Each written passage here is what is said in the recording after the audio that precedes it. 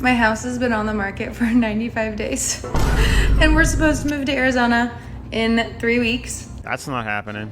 Day 107 of us trying to sell our home. I know everyone keeps telling me in the comments that it is our price, and I'm telling you guys it is not our price. It's the price. Listen up, homeowners. Just because you bought at the absolute top of a market bubble doesn't mean the next guy is obligated to bail you out when reality sets in. What? Your bad timing isn't my problem, and expecting $300,000 more for a house you bought 2 years ago is just delusional. I'm selling my house and I need you to tell me what's wrong with it because I don't see it. Hi Kayla, I know exactly why your $350,000 house is not selling, and it's not because it's only a 2-bed, 1-bath, and 1,000 square feet. You see, the problem is that you have it priced at your break-even point and not what today's market value is. So you bought that house in October 2023 for $335,000. You overpaid because that's what everyone did in 2023. But the problem is that it's now 2026 and the housing market hasn't gotten better since you bought. It's actually gotten worse. And you only did a $6,000 down payment with a super high interest rate. So the only thing you've done in the last 3 years is pay that interest. You haven't paid any of the principal. So if my math is correct, you probably owe around $320,000 on that mortgage, and selling a house is expensive. You're gonna be paying like 8 to 10% of closing costs, if I'm gonna be honest, so around $20,000 of that. I don't think people realize that buying a house and becoming a homeowner isn't always the best option, and it's not always better than rent, because for the first several years of homeownership, you are essentially renting because a massive chunk of your mortgage payment goes to interest. And if you plan on selling your house in just a few short years after, you essentially are just renting. You having it priced at $350,000, when it's all said and done, will net you around $1,000 to $5,000 maybe. Well, that's your break-even point. You can't sell it for less than $350,000. But the problem is no one's gonna pay that today. It's been sitting on the market for a month. It's overpriced. You priced it even higher than what you paid in 2023 in a better market. You're in a pretty tough position right now because, let's be honest, more than 50% of houses right now are having price reductions, and more than 50% of sales right now are offering buyer concessions, with the average buyer concession being $10,000. Now, I think it's terrifying because in this, you said you've already moved and maybe bought another house. This isn't gonna sell. You're going to have to short sell. You're gonna sell it at a loss. You are gonna have to bring cash to close to sell this house. And if your realtor didn't talk to you about this, I am so sorry. If your realtor was like, yeah, let's just sell it and let me go help you buy a new one right now, I am so sorry, because this is the reality. This is why we're seeing more foreclosures. This is why I've been seeing literally hundreds and hundreds of short sales this year, and it's not stopping. 2027 is going to be the year of foreclosures. It's going to be the year of short sales. Watch. There seems to be this delusion going around that if you purchase a house, you're instantly wealthy and you've achieved, financial freedom. And that couldn't be further from the truth. It could actually go really south really quickly, depending on the situation that you're in. We are in a very interesting housing market right now. Back in 2022, what you guys don't realize is housing prices were consistently going up because interest rates were at all-time lows. So obviously, as a seller in a seller's market, when I see that there's a massive pool, a flood of buyers interested in my house, I'm going to start charging more because those buyers have easier access to money. That's not the case anymore. It's actually quite the opposite. The interest rates are sitting at about 6.4 to 6.7%, which is insanely high compared to the 2.8 or 3% that it was at just a couple of years ago. So they've essentially shrunk the buyer's pool by like 60 to 70%. And the problem is these sellers are still thinking their house is worth what it once was just a couple of years ago. It's not happening. Anyways, I wanted to read a comment that somebody had left on the previous Housing Insanity episode. Somebody said, I'm almost 40 and likely won't ever have a house until I get inheritances, which I don't like thinking about. Of course, it's kind of grim when you think about inheriting money from your parents passing away or something like that as your only way of moving up financially. It is a shame, though, that that's becoming more and more common. I save like $20K a year, but homes are increasing in prices by like $50K a year. So I can't keep up with a constantly increasing down payment amount, house tax, and closing cost needs. It's increasing faster than I can save. And this is a problem that many people are having. And it certainly is dependent on which area, which location that you're in. I know specifically on Long Island, the housing market is still backwards completely, and people are bidding over asking by tens of thousands of dollars, and you have to pay cash. But here in the Carolinas where I'm looking, it's kind of the opposite, where houses are sitting on the market for weeks now, and offers are going in lower than what the houses are being listed for, and the market is definitely more relaxed. One of my houses is right there on the end. I've had that for over a year, about a year and a half. All of these houses, brand new builds, available, all 10 of them, for sale, just sitting here, year and a half. 10. Year and a half. These are $1 million homes. Maybe that's the problem. 10. Just chilling. $1 million homes. Did you catch that? I did see a couple 3-car garages, but that doesn't justify $1 million for a new build house. And if you guys haven't seen my previous episodes on new construction homes are absolutely garbage, highly recommend you check that video out, because the quality control in new homes since like I'd say 22, 23 is all the way down here, and they'll essentially let anything slide. I'll be surprised if these houses are still standing in 10 years. I actually know of somebody who bought a brand new construction build house a few years ago during the boom when interest rates were so low. You have to take advantage of this low 3% market, and then his situation changed. They moved, and now he needs to offload the house. Nobody wants to buy it at what he purchased it at because interest rates are twice the price, and his only option is to take a $30,000 to $40,000 loss after all the fees and closing costs that come with selling a home, or he's got to just sit on it and eat his $3,000 mortgage, or you're forced into becoming a landlord, which not many people want to do. Now, before we go any further, you know what else can save you a lot of money? Today's sponsor, HelloFresh. I don't think people realize how expensive eating out can actually get. For a lot of people, it's easily thousands of dollars a year, and while ordering takeout is convenient, cooking at home doesn't have to be complicated either. That's why I'm happy to have HelloFresh back as a continued sponsor of the channel. They basically take a lot of the annoying parts of cooking out of the equation. The ingredients show up right at your door, so you don't have to stop at the grocery store after a long day, wait in line, or figure out what you're going to make for dinner. You just pick a recipe, grab the ingredients, and start cooking. And honestly, that's probably my favorite part. A lot of the recipes only take a few steps, so there's really not much planning involved. When you're already tired, the last thing you want to do is spend 30 minutes trying to figure out what you're going to eat. They've also made the menu more customizable too, so you can swap proteins, adjust portions, and choose from a ton of different recipes and cuisines. So you're not just eating the same thing every night. And if you're someone who eats out a lot, I think this is a really easy way to make cooking at home more convenient without having to completely change your routine. Plus, right now, you can get a free Caraway food storage set, a $155 value, with your third box of HelloFresh while supplies last. So if you want to give HelloFresh a try, click the link in my description or scan the QR code you see on the screen to get your free Caraway food storage set with your third box. Huge thanks again to HelloFresh for continuing to sponsor the channel. I wanted to read a comment that somebody had left on a previous new construction build home because I think it applies exactly to the video we just watched. Somebody said, HOA, no open floor plan, looks like an apartment, contractor grade flooring, contractor grade carpet, contractor grade appliances, cabinets, and countertops.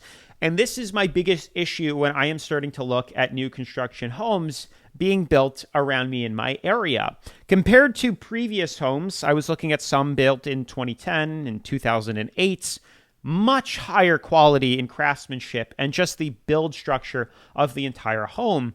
And then I look at the way they're building these $500,000, $600,000, $700,000 new construction homes, and they just slap builder grade carpet everywhere. And with my past experience living in new construction apartments, all of it falls apart just a few years later. Just another day of crashing out because the condo I bought in 2022 has lost $40,000 in value, and I still cannot sell it because of the $500 a month HOA fee.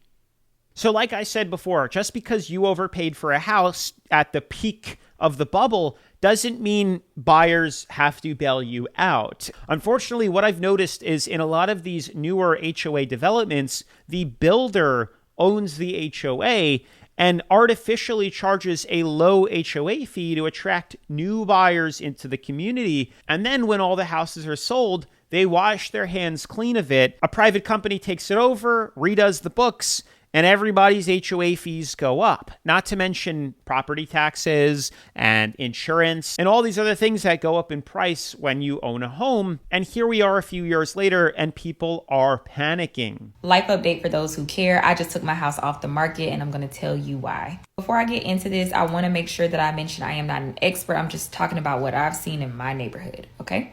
I listed my house 23 days ago, and at the time, there were only 2 houses for sale. Both of them had been sitting on the market for a little over 30 days. As soon as I listed, 4 more houses for sale, including my neighbor. And since then, there's been 2 more. I don't like competition, so I took my house off, but that's not the only reason. I started going just a little bit outside of my neighborhood to see how long those houses were sitting. 75 days, 89 days. Your girl know how to take a hint.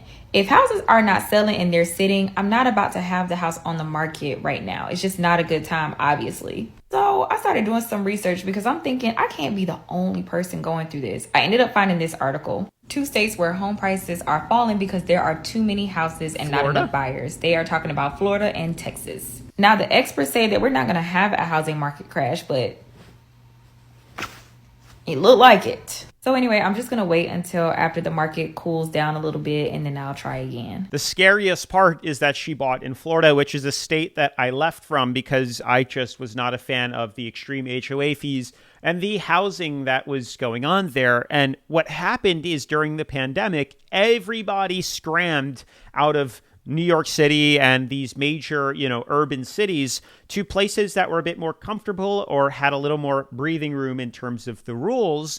Think about it. Why am I going to stay put in my apartment in New York City when it's freezing out working from home when I could do so on a beach in Florida? So you had everybody move to Florida. All these new contractors started building new apartment complexes, new housing tracts, and lots of people were buying all these houses up. Well, reality set in just a few years later, and they realized, I don't really like living here. She wants to sell her house just 3 to 4 years later after buying it. Rule number 1 with purchasing a house, do not buy a house if you plan on selling it a few short years later. You want to go into home ownership expecting to own the home for 7 to 10 years because that's usually how long it takes to break even and ride the housing market waves. Houses aren't selling because sellers are listing their homes for unrealistic prices. I'm an investor and honestly, people can't afford the mortgage. The banks aren't as generous. And these are both exactly what's wrong with the market right now is you have sellers that bought years ago that refuse to sell their house for less than they purchased it for, or they think we're still in a bubble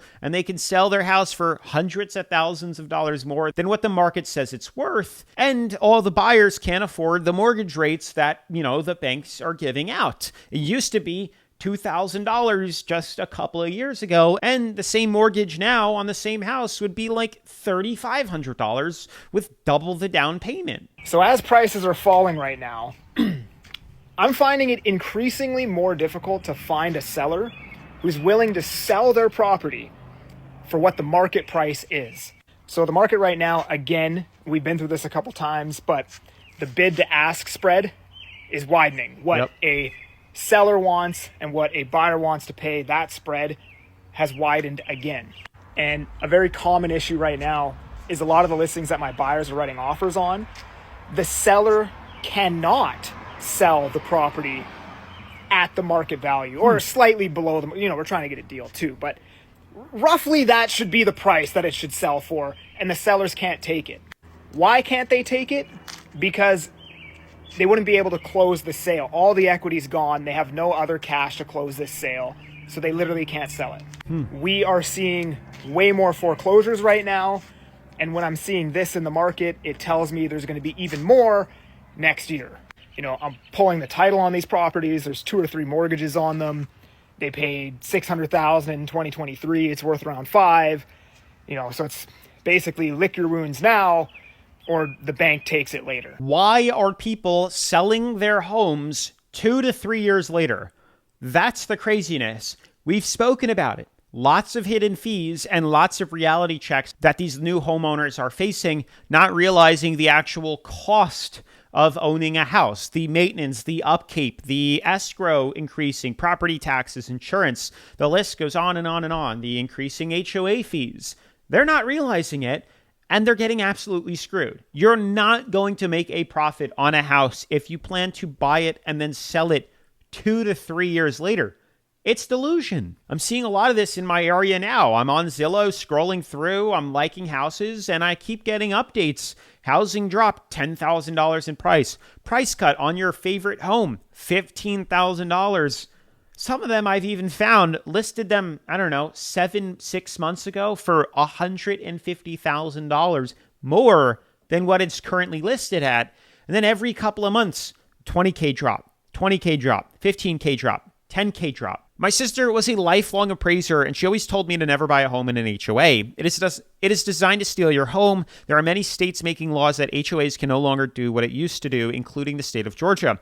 The man had his house stolen over $40. I wish I had the link for that video. The housing market is not sustainable. Any homes that grow faster than 3.5 per year in a value are going to cause the same thing as the 2008 crisis. So 2 interesting points that she brings up. The first being the HOAs. From what I've noticed, at least here in the Carolinas, I'd say the vast majority of communities that I'm looking at are in HOAs. So I think there's some leeway here. Not all HOAs are bad, but you certainly need to do your research, and it certainly depends on where you're looking, because the ones in Florida were crazy, but the ones here are like $60, $100 a month, and I think they're a bit more laxed. But it's always a good idea to get the CCRs if you plan on moving into an HOA. Now, in regards to her unsustainable '08 housing market crash, I don't think we're going to see that. But what we are going to see is major ups and downs in markets. Texas and Florida were 2 extremely hot states for people to move to back when the pandemic was happening and shortly after. Tons of people moved in, and now we're starting to see those be the 2 massive states where people are leaving from the most. And what that's causing is a shortage of buyers. People are less interested, and these housing prices are coming down. Look up Fort Myers and Cape Coral in Florida. That's actually where I lived for 4 years. The housing prices now are tanking. My house has been on the market for 95 days, and we're supposed to move to Arizona in 3 weeks. That's not happening. I thought that we would have been super done with that, but we're not. And we've lowered it just about as low as we can go at this point, because now we're in a time crunch. And our house is so cute. Look how cute it is. And nobody wants to buy it. No one's even hardly come. No showings. I mean, there's been like four in 95 days. We've had 1 million open houses. I don't know what else to do. It is $429,000 if you want to buy it. It's 6 bedrooms, 3 bathrooms, and technically it's over 4,000 square feet, but that's huge. It is on paper 2,700 square feet because the basement's walls aren't done. So if anyone wants to buy my house, it's mid-century cutie. One of the comments says 4 showings in 95 days. That usually means it's insanely overpriced. Is it in a flood zone? Is it 5 feet from a busy road? Yeah, usually there's a red flag somewhere, or it's also insanely overpriced. Now, here's the interesting thing is I was just looking at a house the other day, and I came this close to putting in an offer and probably winning it. But then I found out what was in the back of the house, the backyard. There were multiple public easements, sewage easements, water easements, manhole covers hidden in the grass, and it just seemed like a disaster waiting to happen. And I didn't want that to be my problem. But really, my whole point is location, location, location, and these things will impact your home value when it comes time to sell. I got scared off. Maybe they'll still sell it. It was a beautiful home. I'm sure they will. But, it will scare off a lot of people. Can't put a pool in it. Can't put a big deck. Can't really put a fireplace. Can't put a shed, because all of these things are obstructing your property that you have to maintain. So you really want to do your research if you plan to buy a house. It's either price, location, or both. Probably price, I think, has a big impact on it, because at some point the house is going to be so low somebody is going to deal with whatever the red flags are and just purchase it. You need a different realtor. Ours did not sell for 3 months. We got a new realtor, put it back on the market, and it sold 8 hours and had backup offers.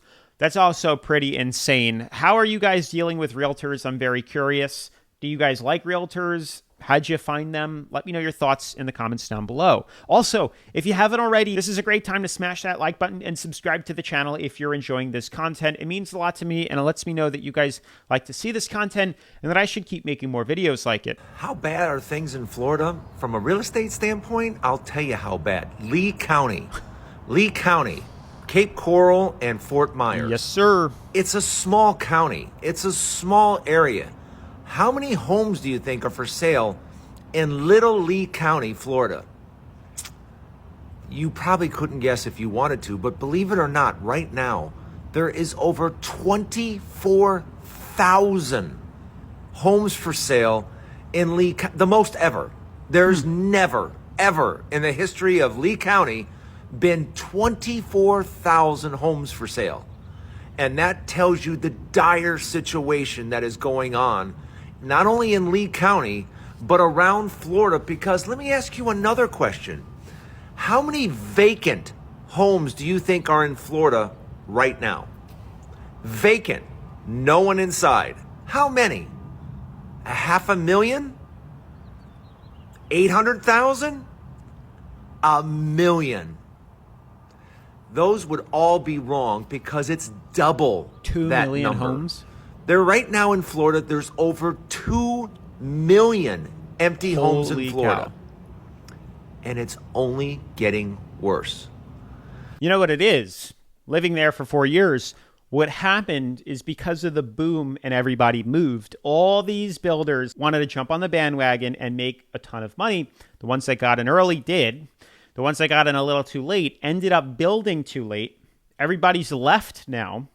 And there's no point in continuing the build. I've actually seen several places before I left just abandoned construction zones for, new construction homes. They just left them, selling them on Facebook Marketplace on Zillow as half completed houses because it's just not worth it to them to put more money into it because they're going to end up selling it for a loss. When if they just stop right in the middle, they'll at least break even, hopefully.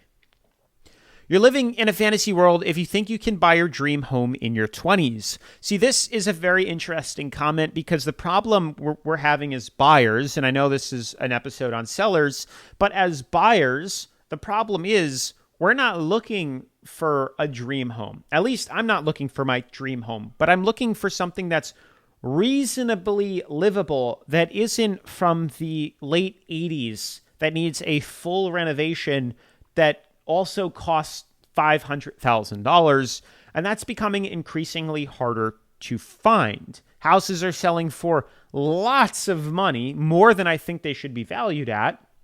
Houses selling for $550,000 when they should be like $350,000, and they need tons of work in them. House update for y'all. I literally have nothing to share. We lowered the price the week after the 4th of July. And then we have proceeded to have not a single showing. Not one. Not a single showing. Nothing. Nothing at all.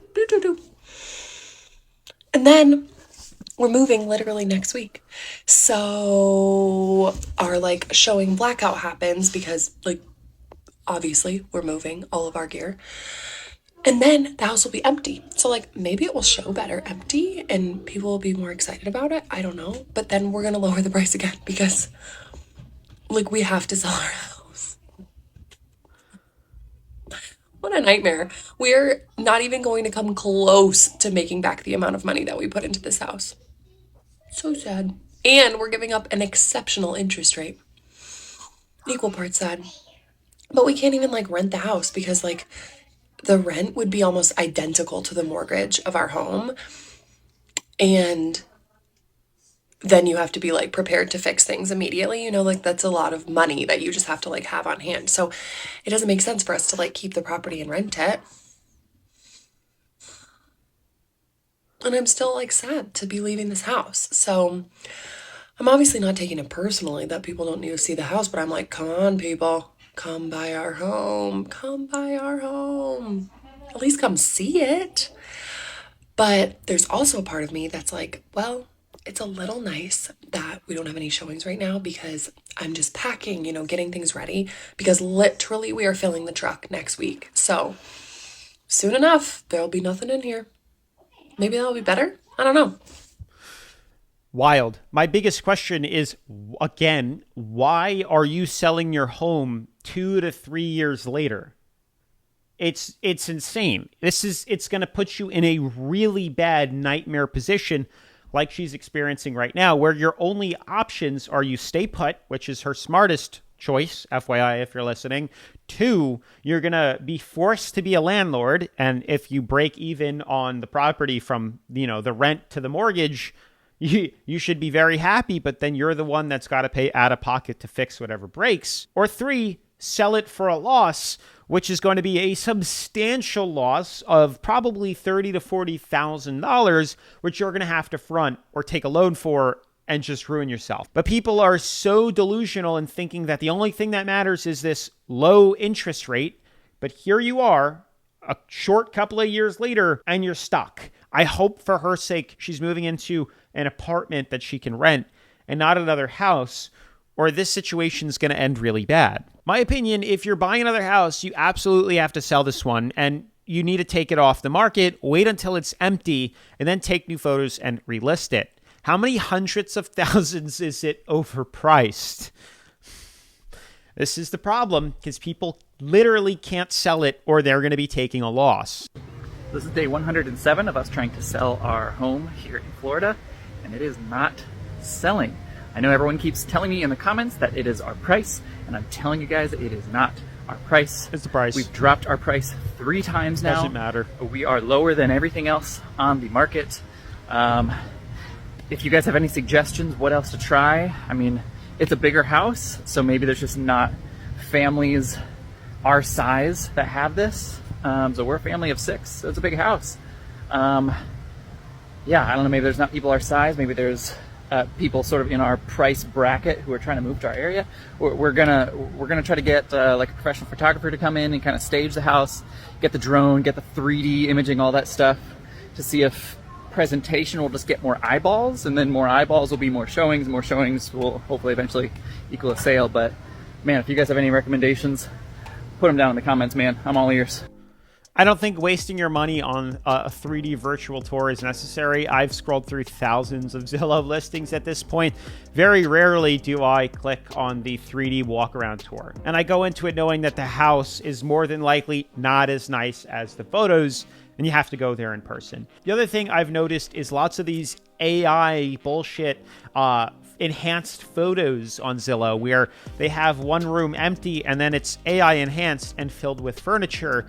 And it's so bad that some of the walls in the house are changed. Just a lot of this AI nonsense that is ridiculous and needs to be dealt with because it's extremely misleading and false advertising. But other than that, the main reason your house ain't selling is because it's overpriced. You'll find a buyer when the price is right. Trust me, you could sell anything. Anyways, guys, that is going to be it for today's episode. Definitely let me know your thoughts on this housing market. Have you purchased a house? Are you looking? Did you get priced out? I'd love to know your thoughts on this down in the comment section below. With that being said, smash that like button, turn on post notifications, subscribe. And if you haven't seen my previous episode on how horribly built new construction homes are, definitely check it out right after this. Peace.